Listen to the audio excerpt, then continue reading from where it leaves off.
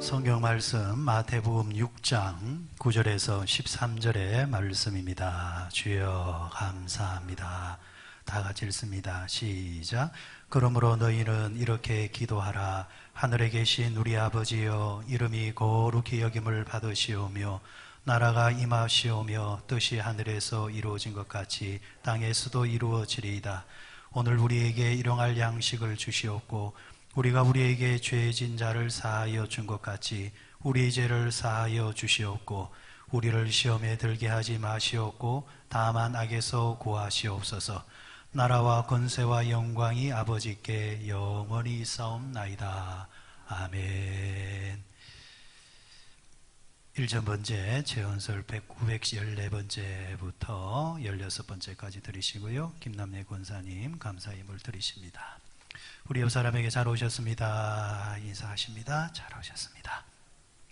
예, 하라니까 하는 것 같은데 별로 뭐 왔는가 안 왔는가 별 관심이 없는 것 같습니다. 조금 웃으면서 잘 오셨어요 한번 이야기합시다. 잘 오셨어요. 예, 잘 오셨습니다. 주기도문의 이제 마지막 단락 말씀입니다. 마지막 단락 말씀, 송영이라 이렇게 할 수 있습니다. 여러분, 사람은, 세상에서는 사회학자들은 그렇게 말하죠. 사람을 무슨 동물이라 합니까? 사회적 동물이다. 그래, 사람과 동물과 차이가 어디에 있을까? 요즘처럼 사람과 동물의 경계가 무너진 시대가 있나 싶은 건 있습니다. 사실은 개가, 고양이가 사람 대접을 받는 시대가 돼버렸잖아요. 그죠? 뭐 간단해요. 개들이 먹는 음식을 사람이 먹어도 괜찮아요. 그만큼 수준들이 이제 많이 이제 올라온 것이 사실입니다. 유모차를 끌고 가면은 아이도 태우지만은 들여다보면은 개도 들어가 있고 고양이도 들어가 있고 그렇잖아요. 요즘 이제 동물 개도 이제 보험을 넣어주고 있다 하더라고요. 보험 이제 하고. 그래 이제 그런 거 보면은 그게 뭐 잘 됐다 못 됐다라는 걸 다 떠나가지고 사회학자들이 말하는 사람도 동물의 영역 속에 들어간다. 그런데 또 한편으로 생각해 보니까 이 성경적인 가치관을 가지고 관점을 가지고 결국 그리스도인들은 항상 마지막은 그거거든요. 뭐 세상이 아무리 그렇게 말을 해도 결국 성도는 성경에서는 하나님은 어떻게 생각하느냐, 거기서 결론이 나오고 최종적인 주제가 나오는 겁니다. 성경은 분명히 사람과 동물을 구분하고 있습니다. 구분하시면서 인류에게 제일 먼저 주신 명령이 뭡니까? 창세기 1장에 보니까 너는 이 땅에 생육하고 번성하여 땅에 충만하라. 땅을 어떻게 하라? 정복하라, 다스리라. 땅을 정복하고 다스리라는 그 말씀 속에 무엇까지 다 포함되어 있느냐니까 이 땅의 모든 피조세계, 자연, 동물도 다 포함되어 있는 겁니다. 그러니까 사람과 동물은 분명히 구별되어지고 차별되어지고 차등되어져 있다는 겁니다. 그게 성경이 말하는 거예요. 짐승이 아무리 좋아도 사람과는 같지 않다라는 거. 뭐 우스개로 그런 생각을 해봤어요. 여러분, 그 애완견을 이제 키우시는 분들은 개를 한 달에 몇 번 목욕시켜줘야 됩니까? 안 키워봐서 잘 몇 번 목욕시켜줘야 됩니까? 그 시골에서 키우는 그런 개들이야 놔두면 지가 알아서 그냥 하든지 말든지 그러지만은 집안에서 키우는 개는 어쨌거나 털 관리도 해줘야 되고 씻어줘야 된단 말이에요. 개는 묘한 냄새가 나잖아요. 그 냄새를 위해서 어째야 되고, 뭐 개 이빨도 닦아준다고, 뭐 손톱 관리도 해준다고, 뭐 어째 한다는데, 그런데 좀 비유가 그렇지만은, 야, 너가 아버지를 그래 좀 시켜드리지. 너 어머니를 좀 시켜드리지. 연로하신 어른들에 대해서는, 부모에 대해서는 그렇게 무관심하면서 짐승에 대해서는 그렇게 그러냐 라는 그런 생각도. 젊은 사람들이 또 이렇게 말하면은 목사님 참 꼰대다 꼰대 뭐 그럴지 모르겠지만은 잠깐 그런 생각을 해봤습니다. 자, 어쨌거나 그런 가운데서도 사람하고 동물하고 분명히 차별이 있다, 차등이 있다. 동물이 인간을 절대 근접할 수 없는 영역이 두 가지가 있더라. 하나는 문화적 경계가 있다라는 거. 그리고 두 번째는 종교적. 여러분, 사람은 문화생활을 합니다. 동물이 문화생활을 합니까? 사람이 시켜서 그렇지. 사람이 뭐 개카페 데려가서 그렇지. 그런데 얘네들이 스스로 추구해서 개카페를 간다, 뭐 고양이 카페를 간다, 그런 건 아니잖아요. 문화라는 것은 이 광범위하단 말이에요. 그래서 사람은 이 문화라는 것은 사고를 말합니다. 사고. 동물하고 사람하고 차이가 사고할 줄 안다라는 것. 사고하기 때문에 문화가 창출이 되잖아요.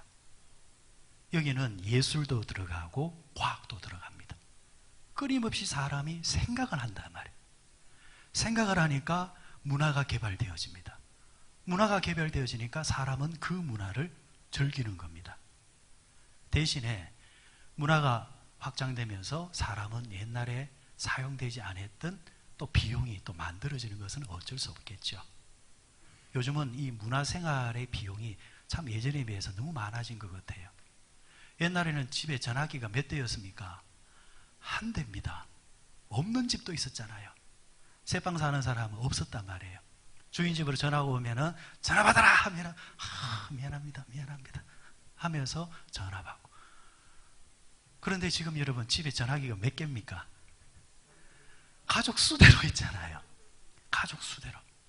사실은 이렇게 옛날에는 창출되지 아니했던 비용이 이제는 발생을 하는 겁니다. 하루에 커피 몇 잔 마셔야 돼요? 몇 잔 마셔야 됩니까? 믹스 커피를 마시는 분도 있지만은, 그죠? 젊은 사람들은 꼭 뭐 스타 뭐를 한다는, 뭐 두 잔 이러면은 10,000원이 훌쩍 넘어가잖아요. 한 달이면은 좋게 20만 원이 넘어갑니다. 사실은 옛날에는 없던 비용이란 말이에요. 그래서 사회가 발전하면 발전할수록 뭔가 좋아진 듯 하지만, 또 반대로 생각해 보면은 또 그걸 감당해야 되는 그런 또 비용도 창출되어지기 때문에, 이게 한 면만 볼 수 없더라. 어쨌거나 그렇지만 사람은 문화적 존재다. 밥만 먹고 사는 존재가 아니라 날씨가 이러면은 커피도 한 잔 해야 되고, 차도 한 잔 해야 되고, 한 번씩 쇼핑도 해야 되고, 영화도 관람해야 되고, 그리고 뭐 예술 공연도 또 봐야 되고. 이게 사람이라는 거죠. 왜? 사람은 기계가 아니고 사고하는 존재이기 때문에. 또 하나가 뭐예요? 사람은 종교적이다. 여러분, 개가 기도하는 거 보셨어요? 개 기도하는 거 보셨어요? 고양이가 비나이다 비나이다 안 하지요. 종교는 사람만이 가지고 있는 겁니다. 짐승은 기도 안 하지 않지만은 사람은 기도합니다. 동물하고 사람하고 이 차이 나는 이 부분들. 그러면 우리가 이렇게 생각할 수 있죠. 사람은 항상 뭘 좀 할 줄 알아야 된다? 생각 좀 할 줄 알아야 된다. 생각이 없는 게, 생각이 없다면 그 사람은 인간으로 수준이 낮다라는 거죠. 또 하나, 사람은 종교적. 우리에게 접목시키면은 종교적이라는 말은 기도 영역이 들어가 있잖아요. 당신 기도하십니까? 기도하지 않는 사람들은 정말 세상 사람들이 말하는 사회적 동물에 가깝고, 기도하는 사람들은 창조의 사람에 가까운 존재들이다. 오늘 예배 드리는 것도 우리는 사람이기 때문에 예배를 드립니다. 오늘 우리가 예배하면서 찬송하고 기도하는 것도 사람이기 때문에 할 수 있는 겁니다. 오늘도 이 예배와 기도를 통해서 하나님께서 우리에게 부여하신 이 사람의 축복을 또 누릴 수 있는 우리 모두 성도들 되시길 바랍니다. 자, 이런 부분들을 저는 인간다움이라 할 수 있는데, 어쨌거나 인간다운 자로서 우리가 살았으면 좋겠다. 자, 오늘 본문 말씀으로 들어가면은 마지막 부분, 주기도문의 마지막 부분, 나라와 권세와 영광이 아버지께 영원히 있사옵나이다 했는데, 여러분 그 옛날에 신앙생활 할 때 우리가 주기도문을 배울 때에 오늘 성경에는 빠져 있지만은 지금도 우리가 주기도문을 배울 때 성경에는 없지만은 들어가 있는 단어가 하나 있어요. 그게 뭐죠? 대개라는 거죠. 지금 여기 보면은 나라와 권세가 나와 있지 앞에 대개가 없잖아요. 그런데 옛날에는 대개를 넣어놨단 말이에요. 그리고 이게 번역 되어 오면서 또 지금 우리 개역 개정으로 들어오면서 이 단어가 크게 의미가 없다 해서 빼놓았는데, 하지만 그 단어의 가치가 귀하기 때문에 지금도 교회는 사실은 상관없이 대개를 넣어 놓습니다. 자, 그러면 대개가 뭘까? 대개 어디 있어요? 우리나라에 어디 가면 대개가 있어요? 영덕 가면 대개 있죠. 포항 가면 대개 있고, 울산 가도 대개 있고, 기장 가도 대개가 있죠. 네이버에 대개 치면은 무조건 그게 나옵니다. 그래서 찾을 수 있는 단어가 아닙니다. 자, 여기서 그런데 우리가 한자로 대개, 우리가 일반적으로 대개라는 말을 언제 씁니까? 대개와 거의 비슷한 말이 뭐냐니까 거의, 되게 똑같다, 거의 똑같다 할 때, 그런 때 우리가 대개를 쓰잖아요. 근데 이게 사실은 100%를 말하는 것이 아니라 거의 100%에 가까울 정도로 비슷하다라고 사용할 때에 대개를 쓴단 말이에요. 그래서 이게 사실은 잘못된 것이다. 그래서 제가 성경을 이제 찾아보니까 요 성경에서 원문에서 단어를 헬라어로 뭐라고 말하느냐니까 호티라라는 단어를 써요. 호티. 호티, 이거는 뭐 외울 필요는 없고요. 이 호티라는 말은 지금 우리가 쓰고 있는 대개하고는 전혀 다른 뜻이에요. 호티는 뭐냐면은 그러니까, 그러므로 라는 뜻을 가지고 있어요. 자, 그러면 이 말이 어떤 말이 되어지냐니까 나라와 권세와 영광이 하나님께 있습니다. 요 말 앞에는 뭐가 있습니까? 하나님께 기도한 내용이 나오죠. 자, 그러니까 중간에 이 호티라는 단어를 대개를 딱 집어넣으면 어떤 말이 되어지느냐 하니까 지금까지 기도한 이 모든 것이, 왜냐하면 그러니까 하나님 나라와 아버지께 영광이 있기 때문에 이렇게 기도할 수 있습니다 라는 말이 되는 거예요. 하나님이 어떤 분이냐? 하나님은 우리의 영광을 받으실 분이고, 하나님의 뜻이 이 땅에 이루어져야 되고, 그리고 하나님은 우리의 죄를 용서해 주셔서 또 우리도 우리 죄를 사하여 준 같이 그들의 죄도 사하여 주고, 그래야 되는 이유가 뭐냐 하면, 그렇게 살아야 되는 이유가 뭐냐 하면 아버지의 나라와 권세가 영원히 있기 때문입니다. 이렇게 이제 문맥이 되어지는 거예요. 그래서 대개라는 단어는 있어도 그만 없어도 되는, 그렇지만은 그 뜻을 알고 보면은 참 중요한 단어예요. 그래서 우리가 대개 나라와 권세와 영광이, 이게 마지막 구절이기 때문에 우리가 이렇게 기도할 수 있는 이유는 아버지의 나라가 있고 권세가 있고 영광이 확실히 있기 때문에 내가 그렇게 기도하는 것입니다 라는 것이 되는 겁니다. 자, 그리고 대개라는 단어 뒤에 뭐가 왔습니까? 대개 나라와 권세와 영광이 아버지께 영원히 있습니다. 나라가 하나님의 나라를 말하는 거죠. 자, 그러면은 앞으로 한번 돌아가 봐요. 주기도문 초두에 뭐라고 했습니까? 하늘에 계신 우리 아버지여, 이름이 거룩히 여김을 받으시오며 나라이 임하시오며. 하나님의 나라가 임하는 것을 이야기했죠.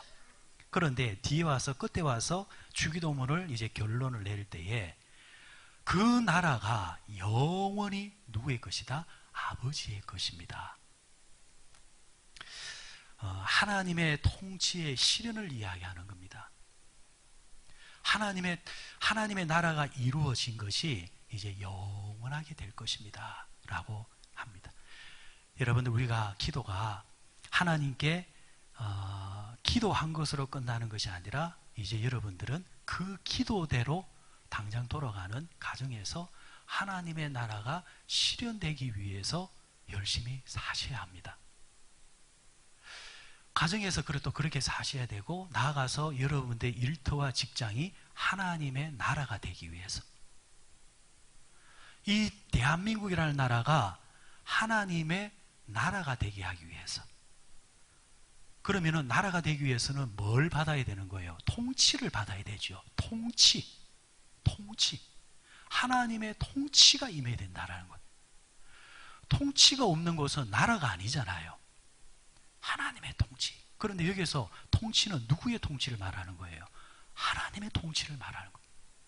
그래서 항상 우리는 세상 속에 살고 있지만은, 한 국가의 한 국민이지만은 잊지 말아야 될 정체성이 뭐냐 하면은, 우리의 나라는 하나님의 나라라는 거예요.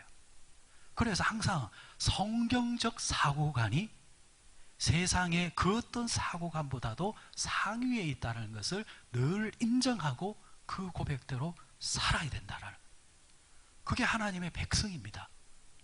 그런데 이것이 없고 그냥 세상의 통치 속에서만 산다고 한다면은 우리는 하나님의 나라 백성이 아니라 세상의 백성이죠. 그렇다고 해서 세상의 통치를 무시하는 건 아니죠. 그럼에도 불구하고 하나님의 통치를 상위에 두는 것은 그 상위의 개념을 따를 때에 이 세상이 말하는 세상보다 더 나은 세상을 추구할 수 있다라는 확신이 있기 때문에 우리는 그렇게 사는 겁니다.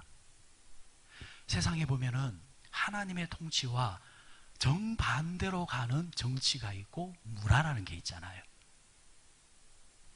여러분, 일대에 기독교인들은 저항을 한다는 거죠.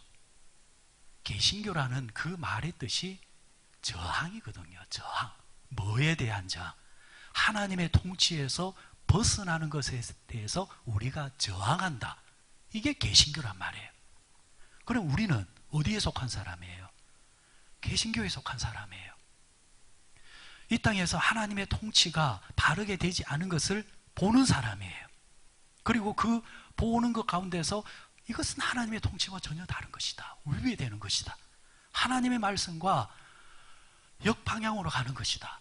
그럼 우리는 어떻게 하는 거예요? 그 속에서 저항을 하면서 그 하나된 힘을 가지고 이 땅에 하나님의 통치 쪽으로 방향을 끌고 가는 자가 우리 그리스도인의 정체성이라는 겁니다.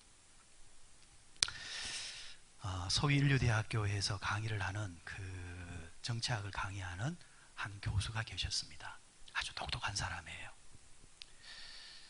근데 이분이 어느 날 그 책을 하나 이제 쓰는데 어느 순간부터 진도가 안 나가더래요. 진도가.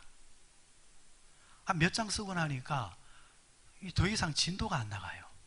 예전 같으면 쉽게 책도 쓰고 막 그랬는데 이상하게 막히고 별 이제 의욕도 안 생기는 거예요. 그래서 왜 이렇게 될까 고민을 해보니까 이분이 얻은 답은 뭐냐 하니까 내게 목표의식이 없구나. 사람이 목표가 있으면 항상 에너지라는 게 있거든요. 그래 자기 과거를 가만히 생각해 보니까 중고등학교 때의 목표는 뭐냐?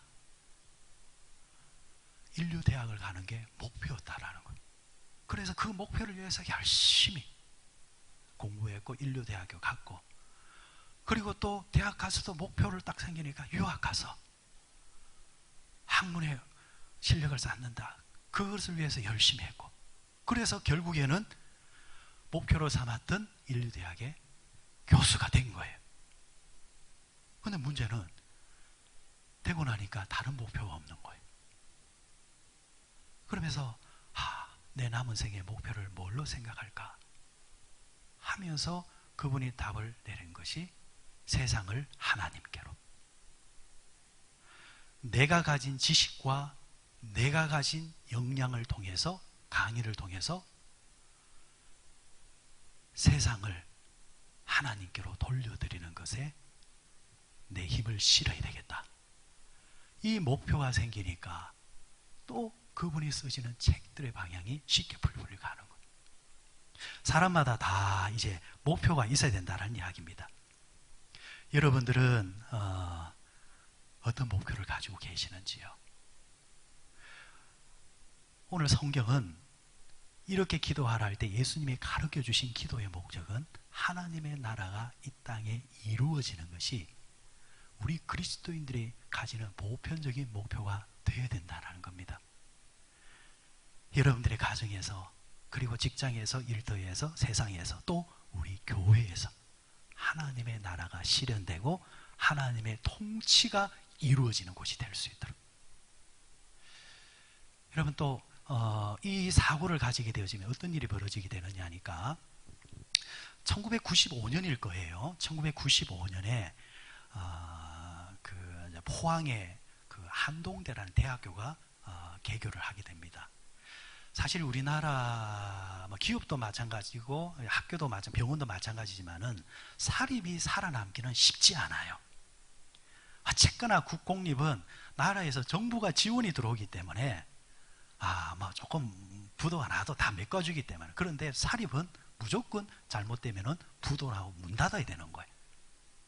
한동대가 기독교 이념을 가지고 신학대학교 못지 아니하는 그런 기독교의 정체성과 그런 가르침을 위해서 한동대, 한국의 동쪽이라는 이름의 뜻을 가지고 포항에 대학교를 이제 세운 거예요.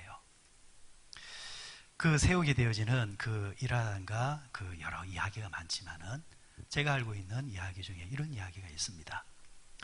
여러분, 대학이라는 곳이 세워지면은 공부하는 강의동도 세워져야 되지만은 필연적으로 또 세워져야 되는 것이 있습니다. 뭐가 있어야 됩니까? 뭐가 있어야 돼요? 그렇죠. 기숙사가 있어야 돼. 기숙사. 그냥 그 동네 학생들만 모으면 모르겠지만은 전국에 있는 아이들이 오려면은 반드시 기숙사가 있어야 돼요.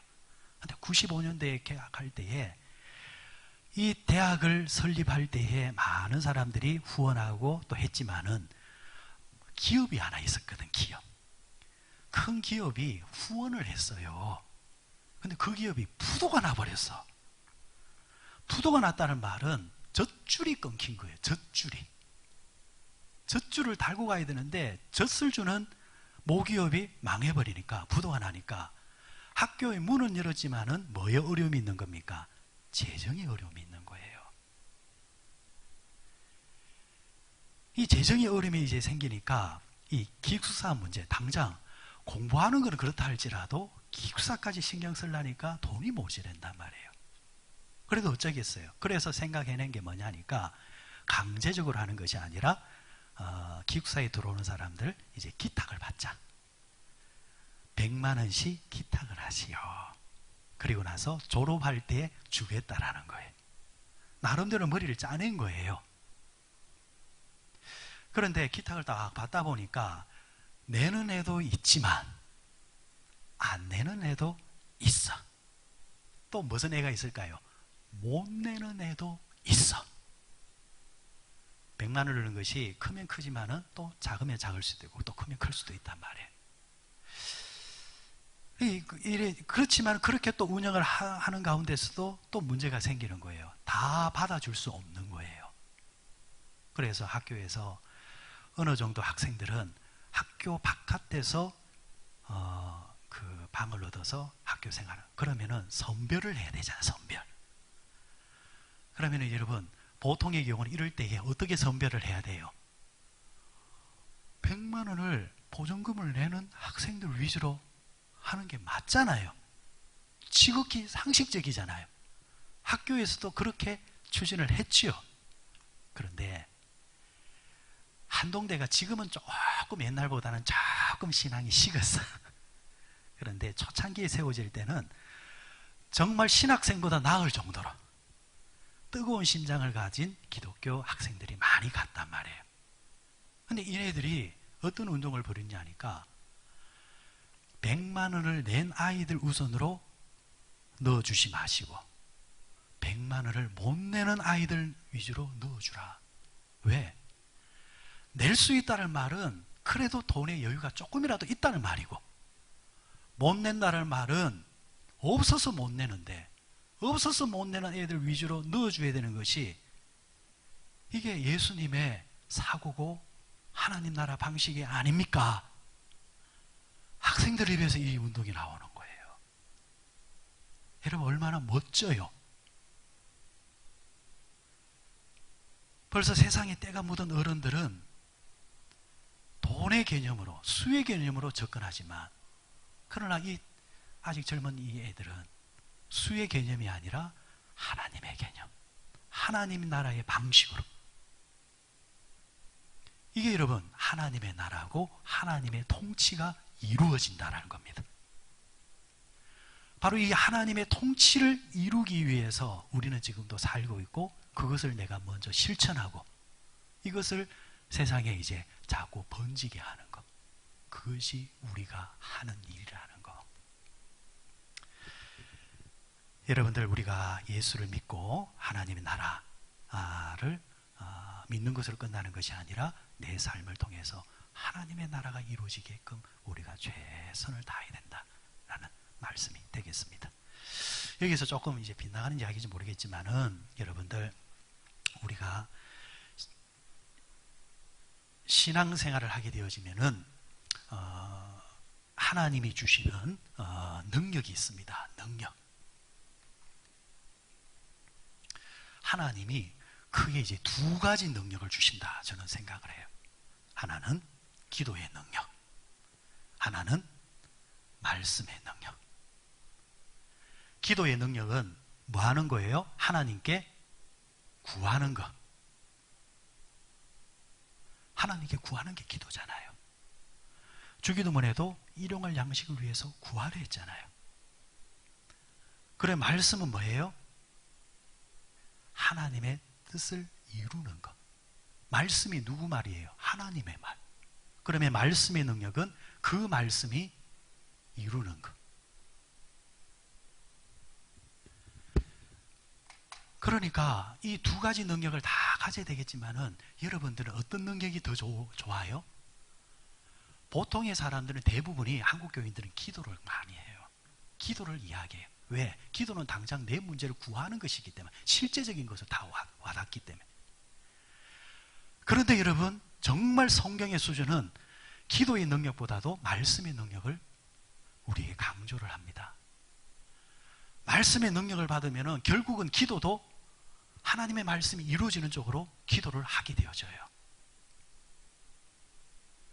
기도의 능력도 받아야 되고 말씀의 능력도 받아야 되겠지만, 이 말씀 속에는 하나님의 뜻이 있잖아요. 하나님의 소원이 있잖아요. 그 소원을 내 삶을 통해서 이루어 드리는 것, 하나님의 나라가 확장되어져 나가는 겁니다. 오늘도 이 하나님의 나라가 또 여러분의 삶 속에서 조금씩 확장되어 나가는 은혜가 있으시기를 바랍니다. 자, 그리고 두 번째 보니까 거기에 뭐라고 했습니까? 권세와 영광이 아버지께. 처음에는 나라가 나왔습니다. 두 번째는 뭐라 했습니까? 권세라 이랬습니다. 자, 권세. 항상 권세는 이 힘의 이제 주체가 있습니다. 누구의 권세를 가지고 그러느냐? 아유, 좀 유세 떨지 마라 이러잖아요. 허세가 있고 유세가 있어요. 허세는 뭡니까? 찌뿔도 아닌 게, 아무 새도 없는 게 있는 척 하는 사람. 있는 척 하는 사람. 그게 허세죠. 그 짝퉁 가방 들고 다니면 그게 허세잖아요. 허세. 자, 그런데 유세는 뭐예요? 실제 힘이 있다라는 거예요. 유세를 뜰 때는 뒤에 백이 있다란 말이에요. 그래서 옛날에는 유세통, 옛날 우리나라에 그 임금이 있을 때에 그 임금이 어느 곳에 명을 내릴 때, 중요한 명을 내릴 때에 불러다가 그것을 쓰고 통에다가 집어넣습니다. 그러면은 심부름하는 사람은 그것을 어깨에 메고 말을 타고 달리는 거예요. 달리다 보면은 뭐 여러 장애물이 있겠, 사람 뭐 있겠죠. 그런데 모든 뭐 문이라든가 아니면은 뭐 대문이랑 이런 것들이 유세통을 보면은 그 통을 보면은 이유 없이 다 문 열어줘야 되는 거예요. 그게 유세. 모든 능력에는 헛세가 있고 유세가 있지만 지금 그러면은 이 능력은 능력자가 누구를 말하는 겁니까? 하나님. 그럼 우리는 그 하나님의 유세를 등에 업고 이 세상에서 살아가는 자. 그러면은 지금 이 가지고 있는 우리의 능력이 이 유세가 어디서 나오는 것이다? 하나님에게서 나오는 것입니다. 라고 우리가 스스로 고백하는 겁니다. 세상을 살아가는 때에 여러 가지 힘이 있죠. 어떤 사람은 사단의 힘을 가지고 살아가는 사람이 있어요. 여러분, 사단의 힘을 가지고 살아가는 사람들이 많습니다. 뭐 가장 가깝게는 그죠? 뭐 주술로 먹고 사는 사람들이 있잖아요. 사단의 힘을 가지고 사는 사람들이에요. 우상을 만들고 살아가는 사람들, 사단의 힘을 가지고 사는 거예요. 그리고 우상한테 빌어가지고, 점쟁이한테 빌어가지고 살아가는 사람들, 귀신의 힘으로 살아가는 거예요. 여러분, 저는 지금도 그대로 말할 수 있지만은 귀신도 능력이 있습니다. 옛날 어른들 말 정말 정답입니다. 귀신이 귀신같이 합니다. 그런데 그 다음에 말이죠. 그래서 뭐 어쩌단 말이냐. 귀신의 힘을 인정을 하지만 그러나 그 귀신의 힘이 넘보지 못하는 힘이 있다. 그 힘이 누구냐? 예수의 힘이다. 누가 인정을 안 하는 것이 아니다. 그래, 너도 귀신의 힘이 있지. 그렇지만 나는 그 힘이 아니라 나는 예수의 힘을 가지고 살 것이다. 예수 이름으로 명하노니 물러가라. 이게 되는 거예요. 그러면 여러분, 그리스도인들은 귀신 보고 놀래가지고 죽는 일이 없습니다. 여러분, 옛날 우리 전설의 고향 보면요, 여러분 아십니까? 제가 전설의 고향 옛날에 분석을 딱 해보니까요, 우리나라 귀신의 특징이 하나 있어요. 우리나라 귀신은요, 외국 귀신처럼 잡아다가 피 빨아먹지 않습니다. 외국 귀신은 잡아다가 확 이래가지고 뭐 이래 하는데, 우리나라 귀신은 가만보니까 어쩔 때는 원한이 많아가지고 귀신이 내가 나타나. 사똥 이래요. 그러면 그 다음에 어떤 연출이 벌어지냐. 사또 그거 귀신이 말하기도 전에 지가 먼저 죽어본단 말이에요. 아니, 귀신도 억울한 거예요. 죽이려고 한 게 아닌데 내 말 좀 들어보라고 갔는데 지가 놀라서 죽어보니까 귀신도 할 말이 있더라는 거예요. 이게 우리나라 전설의 고향에 나오는 대표적인 귀신들의 특징이에요. 그리스도인들은 귀신의 영역도 인정하지만은 그렇다고 해서 귀신이 무서운 게 아니에요. 야, 너 그거 안 하면은 귀신이 해꾸지한다. 야, 그거 시키는 데 해라. 그거 못 박지 마라. 안 된다. 제사 안 드리면은 조상 귀신이 찾아와서 해꾸지한다. 이 속에 우리가 안 들어가는 거예요. 근데 그 속에 왜 들어가냐? 겁을 내서 그렇거든. 없다는 것이 아니라 있지만 우리는 겁이 나지 않는다라는 것. 잠깐의 놀람은 있겠지만은 그러나 그 놀람 때문에 죽을 일은 아니다라는 거.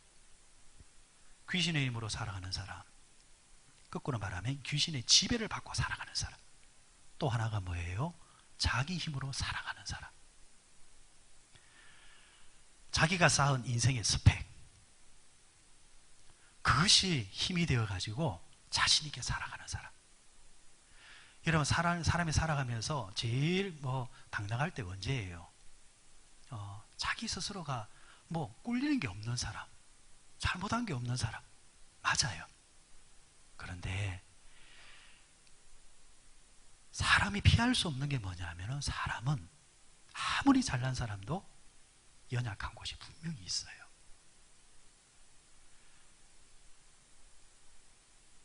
여러분, 이 땅에 그 많은 부를 거느렸던 사람, 가졌던 사람들이 왜 죽을까? 나는 아까워서 못 죽을 것 같아. 근데 왜 죽을까? 그게 인간이에요. 약해서 그렇거든. 근데 엊그저께만 해도 자기는 강한 사람이라 생각했지만, 그날에는 그 약함이 밀려올 때는 속절없이 무너지는 게 인간이라는 겁니다. 내가 쌓아왔던 힘과 권세, 돈도 나를 보장하지 못합니다. 절대로. 절대로. 그래도 좀 젊을 때는 좀 잘난 사람은 폼을 잡지만은, 아시죠? 80쯤 대가 세워놓으면요, 똑같습니다. 키도 똑같고, 머리 모양도 똑같고, 입는 옷도 똑같고, 그거다가 어디 집어넣어 놓으면, 병원에 딱 넣어 놓으면요, 똑같습니다. 뭐 자랑할 거 없어요. 뭐 자랑할 거 하나도 없어요. 그게 인간이라는 거예요. 그 조금 잘난 거, 그게 뭐 유세가 되는 것처럼, 그거는 정말 불나방처럼, 하루살이처럼 그거에 지나지 않더라는 거. 우리는 뭐의 권세로 살아가는 사람이에요? 하나님의 권세. 하나님의 권세가 얼마나 크냐면요, 우리가 운명이 다해서 죽을 때 보면요, 하나님의 권세가 지배하는 사람의 얼굴과 하나님의 권세가 없는 사람의 얼굴이 다 달라요. 하나님의 권세가 있는 사람은요, 어떻게 죽었든 간에 그 얼굴은 천국을 보장받은 자의 얼굴이 되어 있습니다. 이제 나이 50쯤 돼가지고 제 친구가 죽었단 말이에요. 갑자기 이제 죽었는데, 그러나 그 친구가 운명할 때 그 모습을 친구들이 함께 모여서 보았습니다. 몸은 아직 깨끗해요. 왜? 오랫동안 지병을 앓아가지고 몸이 썩어 들어가 죽는 게 아니었고, 갑자기 그러니까 몸은 깨끗해. 근데 다만 얼굴만 살짝 이제 노래지기 시작하는 거예요. 모든 사람들이, 가족들이 인상이 다 찌그러지잖아요. 근데 거기서 가장 얼굴이 밝은 사람이 누구냐 보니까, 죽고 있는 이 친구가 얼굴이 가장 밝은 거예요. 좀 아이러니하지 않습니까? 산 사람은 우구지상인데 죽는 사람은 밝은 얼굴이란 말이에요. 저는 이게 그리스도인의 권세라고 해요. 사망아, 너의 쏘는 것이 어디 있느냐? 사망도 죽음도 그리스도의 사랑에서 우리를 끊을 수 없다라는 말씀이 바로 요거예요. 우리가 이렇게 살아가다가 언제 하나님이 나를 부르실지 모르겠지만, 인간이 생각하는 최고의 두려움은 죽음이잖아요, 사실은. 그런데 그 죽음조차도 하나님의 권세 아래 있을 때에 그것 때문에 내가 좌지우지하지 아니한다 라는 것. 이 권세가 우리의 권세라는 겁니다. 그러면 사망의 권세까지 우리를 침범하지 못하면은 그 앞에 있는 나머지가 우리를 위협해도, 죽음도 우리가 두렵지 않은데 뭐가 두렵겠냐라는 거예요. 그래, 가만히 생각해 보니까 여기까지 온 것이 하나님의 은혜입니다. 아멘. 그런데 그러면서 또 고백되는 것이, 우리가 살아오면서 문제 없을 때가 있었나? 여러분, 문제도 많고 탈도 많으면서 여기까지 왔잖아요. 그죠? 그러면 앞으로도 살아가면서 문제가 또 생길 거예요. 문제는 생기겠지만은 그렇다고 해서 두려움은 느껴지지 않는다. 목회 생활을 담임 목사를 십몇 년을 하다 보니까 이런저런 그게 있어요. 그런데 딱 얻어지는 답이 있어요. 그래, 또 하나님이 해결해 주시겠지. 그래, 또 하나님이 함께 하시겠지. 하나님의 뜻이 계시겠지. 문제가 생겨도 그 문제에 통해서 우리가 죽지 않는다라는 거예요. 문제보다 더 크신 하나님이 계시다라는 거. 이게 최고의 권세라는 거예요. 이 고백이 사도 바울이 빌립보서 4장 13절, 우리가 너무 잘 아는 유명 구절이잖아요. 내게 능력 주시는 자 안에서 내가 모든 것을 할 수 있다. 능력이 나왔잖아요. 누구의 능력? 하나님의 능력. 그러면은 나는 모든 것을 할 수 있습니다 라는 거. 그러면서 능력을 조금만 더 붙이면, 그럼 이 능력에는 뭐의 능력이 있습니까? 자, 추상적으로 우리가 이래 말하는 능력도 있지만은 실제적인 능력, 우리가 아멘으로 답해야 되는 능력입니다. 하나님은 병을 고치시는 능력이 있습니다. 아멘. 하나님은 물질을 통해서 축복하시고 역사하시는 능력이 있습니다. 아멘. 하나님께서 지식과 지혜를 주시는 능력이 있습니다. 아멘. 성경에는 실제적으로 역사하시는 하나님의 능력을 여러 곳에서 말씀해 주고 있습니다. 그 능력을 다른 말로 말하면 복이죠. 복. 하나님께서 복에 복을 더해 주신다 했거든요. 은혜 위에 은혜를 더해 주신다 하셨거든요. 실제적인 문제를 해결해 주시는 능력이 하나님에게 있다. 그래서 긴급 사항이 발생하면 우리도 그러잖아요. 인생을 살아가면서 갑자기 병원에 가야 될 일이 있으면 우리가 누르잖아요. 뭐예요? 119. 우리가 문제가 생기면 그 문제를 해결해 주신 하나님께 기도하는 거. 그죠?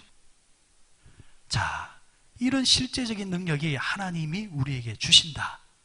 그런데 또 하나의 능력의 영역이 있습니다. 그게 뭐냐? 하나님의 뜻대로 살아갈 수 있는 능력을 하나님이 주신다. 저는 이 능력이 정말 큰 능력이라 믿습니다. 왜? 주님이 가르쳐 주신 기도의 핵심이 뭡니까? 하나님의 나라가 이 땅에 이루어지는 것. 하나님의 뜻이 우리에게서 이루어지는 것. 누구를 통해서? 나를 통해서. 그러면 나는 하나님의 말씀을 받은 것을 이 말씀대로 살 수 있게끔 하는 능력이 그분을 통해서 내게 오므로 통해서 우리는 그렇게 사라지는 것. 야, 당신은 어떻게 그렇게 살 수 있어요? 어떻게 하나님 말씀대로 살 수 있습니까? 그런데 사라진다라는 거예요. 한 예를 들어볼까요? 여러분들 오해는 하지 마세요. 우리가 신앙생활을 하게 되어지면은 교회 문턱을 딱 넘어서 이렇게 딱 하다 보면은 신앙의 단계가 딱 올라가는 요게 있어요. 이게 다 이렇게 올라가는데 사실은 최고까지 올라가면은 뭐의 능력일까요? 영역일까요? 여기 가면 순교자의 영역이에요. 자, 하나님의 나라와 교회에 문제가 생기면은 순교도 마다하지 않은, 자, 그 그룹을 우리는 어느 그룹이라고 말합니까? 그걸 당해라 이렇게 말합니다. 목사와 장로는 교회와 함께 살기도 살고 죽기도 같이 죽는 존재예요. 그래서 세워놓은 거예요. 그래서 성도들이 존중하고 존경해 주는 겁니다. 자, 그 다음에 뭐예요? 헌신자, 그리고 봉사자, 그리고 처음에 앞에는 뭐예요? 이제 입교자, 교회에 처음 들어온 사람. 자, 그런데 교회에 들어와서 입교한 사람이, 이제 교인이 된 사람이 이제 봉사자로 이제 넘어갔어요. 봉사자. 봉사를 하면 재밌어요. 안 하던 것을 하는 게 재밌고, 바깥에서 살든가 하고 이렇게 아무 대가 없이 뭔가 봉사할 때 느껴지는 뭔가 희열감이 있어요. 근데 이렇게 봉사자를 하다 보면은 이제 다음의 영역 어디로 넘어가느냐? 헌신자로 넘어가요. 근데 헌신자에 넘어갈 때 딱 걸리는 게 하나 있어요. 여러분, 봉사는 뭘로 하는 거예요? 마음으로도 하지만은 실제적으로 몸으로 하는 거예요. 몸으로 하는 거예요. 그런데 헌신은 몸도 들어가지만은 무엇도 들어가는 거예요? 물질도 들어가는 거예요. 요 영역에 딱 오면은 갈등이 싹 와요. 갈등이 올 때 영락없이 나오는 말씀이 뭐냐니까 말라기 3장 10절 말씀. 너희의 온전한 11조를 하나님께 드려라. 여기서 이제 갈등이 오기 시작하는 거예요. 야, 교회가 이러려고 내 지금까지 나를 이랬나? 이런 마음이 싹싹 들어오기 시작하는 거예요.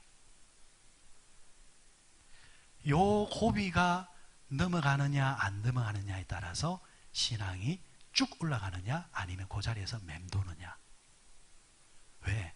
성경에 보면 예수님이 뭐라고 말씀하시냐니까 네 보물이 있는 곳에 네 마음이 있다.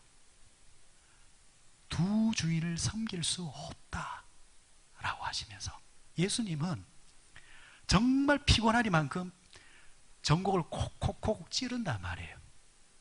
그런데 이제 헌신자, 그러니까 그 영역을 넘으면은 헌신하는 것이 이게 정말 축복이고 감사구나라는 것이 느껴질 때가 있어요. 느껴질 때가 있어요. 그렇단 말이에요. 자, 그러니까 여러분들 지금 이렇게 쭉 이렇게 가잖아요. 근데 여기서 또 어떤 사람이 툭 튀나와요. 뭐라고 하느냐 하니까 10분의 1은 하나님이 말씀하신 것이고 나는 하나님께 10분의 1을 일을 하기를 원합니다. 이러면 옆에서 이래. 니 미쳤다.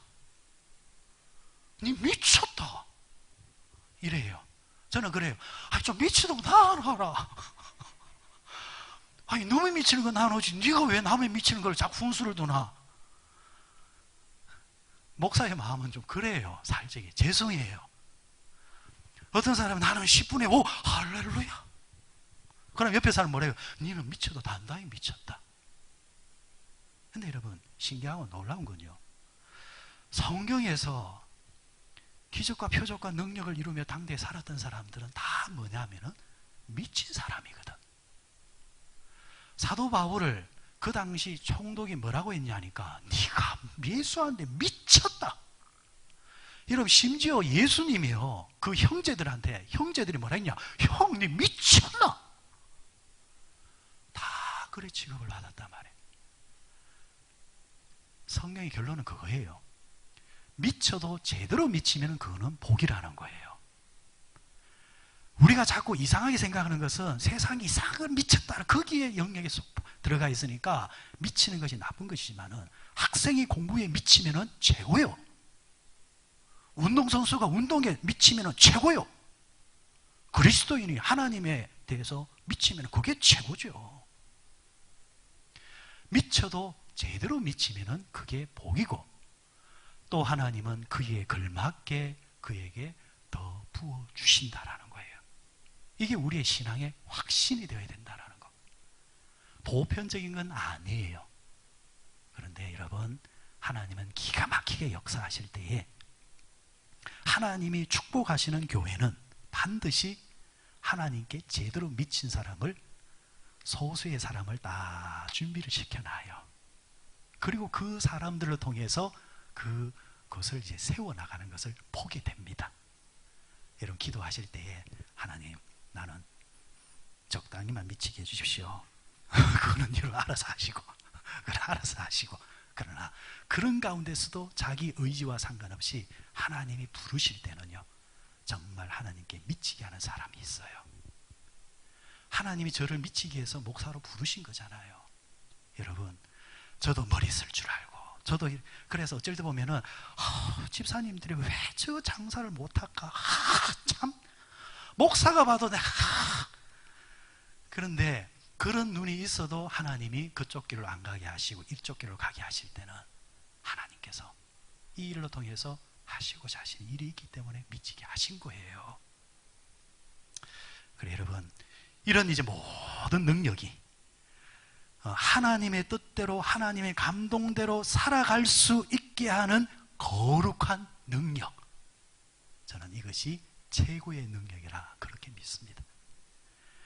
부자 되는 능력, 건강하게 되는 능력, 귀신을 쫓아내는 능력, 그런 능력도 가지시되 여러분의 삶 속에서 하나님의 뜻대로 살아갈 수 있는 거룩한 능력이 더욱더 많아지시기를 주의 이름으로 축원드립니다. 마지막으로 드리고 싶은 말씀은, 자, 오늘 말씀에 13절 말씀의 마지막에 뭐라고 있습니까? 아버지께 영원히 있습니다 하면서 뒤에 뭐라고 했습니까? 아멘 이랬습니다. 아멘의 뜻이 우리가 알기로 뭐라고 알고 있습니까? 아멘. 뭐 믿습니다 뭐 하면 여러 가지가 있겠지만은, 자, 이렇게 정리합시다. 아멘. 첫 번째는 진실입니다 라는 뜻을 가지고 있다. 진실이기 때문에 내가 동의한다라는 거예요. 예배 때마다 그 대표로 기도하시는 분이 있잖아요. 그러면은 뒤에 아멘 하고 끝낼 때에, 그러면 기도하는 사람은 무슨 말이 되느냐니까, 앞서서 기도하는 것이 진실로 드렸습니다 라는 거예요. 오늘 내가 기도한 것이 주님께 진실로 드렸습니다. 자, 여기에 여러분들이 기도가 끝날 때 여러분 또 뭐로 하답했어요? 아멘. 내가 기도하지 않았지만은 저분이 기도한 것이 진실로 나도 동의합니다 라는 거예요. 그래서 여러분들 기도할 때 아멘 소리를 좀 많이 해주세요. 제가 교회에서 목사하면서 느낀 게 하나 있어요. 뭐냐, 교인들이 이런 게 있어요. 약한 자들을 위해서는 입을 잘 열어줘요. 오늘하고는 상관없는 거예요. 오해하지 마시고, 예를 들면은 이제 새 신자가 되어서 이제 교회 생활 조금 하다가 처음으로 기도하시는 분이 이제 대표 기도해. 그럼 교인들은 벌써 아멘 할 준비를 하고 있어. 와, 오늘 저 사람 기도하지. 저 사람은 힘 실어줘야 되겠다. 그래서 그 사람이 뭔 기도를 해도 아멘, 아멘. 그럼 이제 기도하면서 힘이 나겠죠. 그게 나쁘다는 건 아니야. 그런데 이 아멘은 그와 상관없이 누가 기도하든 간에 그 기도가 어긋나지 않았다고 한다면, 어긋난 기도하는 사람 누가 있겠습니까? 공기도할 때. 그러면은 그 기도에 대해서 우리가 항상 뭘로 화답해야 된다? 아멘. 입을 좀 크게 열으라는 거예요. 그러면 기도하는 사람도 힘이 나요. 힘이 나. 찬양대가 앞에서 찬양을 했어요. 그럼 끝나면 우리 뭐라고 해요? 아멘 이러잖아요. 박수는 영광이겠죠? 누구한테? 하나님께. 아멘이란 말은 지금 찬양한 저 찬양대의 가사가 우리의 고백입니다. 아멘. 그러니까 여러분, 아멘 소리를 좀 크게 하셔야 돼요. 요즘은 마스크를 끼고 있어가지고 이게 소리가 안 나는데, 그래도 아멘 여러분들 그렇게 해주시고, 그리고 덧붙여서 여러분들 어떻게 해주시라? 목사가 설교할 때, 설교할 때 아멘, 아멘 좀 그래주면은 목사가 좀 설교가 힘이 나요, 솔직히. 안 하면은 그쪽 쳐다보기도 싫고, 쳐다보기도 싫고, 화답이 되면은 좋잖아요. 그래서 목사가 그런데 그렇게 하라고 해서 또 목사가 설교와 상관없는 뭐 농담하는데 또 아멘 하면 그것도, 이거는 또 그것도 좀 문제라. 그런 거 말고 하나님의 말씀이 딱 들어지고, 특히 설교를 하다가 성경 구절이 나와서 목사가 읽든지 우리 다 같이 읽읍시다 했을 때는 끝에는 반드시 뭐를 하시라? 아멘, 아멘. 그게 참 우리에게 좋다라는 거. 아멘은 또 하나가 꼭 그렇게 되기를 바랍니다. 그리고 마지막 뜻이 있습니다. 충성을 의미합니다. 아멘. 내가 하나님께 충성하겠습니다. 그 기도한 대로 내가 살겠습니다. 내가 찬송한 대로 살겠습니다. 이 말씀을 들은 대로 내가 살겠습니다. 아멘. 담겨져 있습니다. 요한계시록 3장 14절에 보니까 주님을 아멘이시오 충성되다 이렇게 말하고 있습니다. 우리 이제 마지막으로 성경 구절 한 구절 읽고 말씀을 맺겠습니다. 고린도후서 1장을 한번 읽어보고 마치도록 하십시다.